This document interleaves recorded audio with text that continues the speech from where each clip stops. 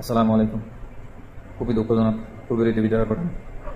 একটা ঘুমন্ত মানুষকে এত নৃশংসভাবে হত্যা করবে, সেটা ক্যামেরা না থাকলে হয়তো বোঝা যেত না। আসলে এই ঘটনার কারণ যতটুকু জানতে পারছি, যে হত্যা করছে তাকে নাকি তেলচুরি অপবাদ দিয়েছে।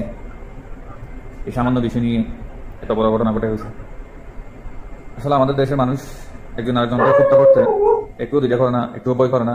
এই জন্যই আজকে হত্যা করছি, হয়তো 1 মাস পরে ধরা পড়লে 6 মাস জেল হবে, 1 বছর জেল হবে, পরে জামিন পেয়ে যাবে। এই জন্য মানুষ হত্যা, দর্শন এগুলো করতে দ্বিধা করে না। দেখেন ভিতরে ঢুকছে, একদম ঠান্ডা মাথা চিন্তা করা হয়। ও আশেপাশে দেখতেছে,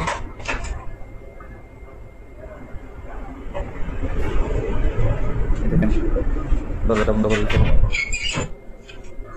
চাবিটা টেবিলের উপর রাখি, এখানে চাবিটা রাখার পরে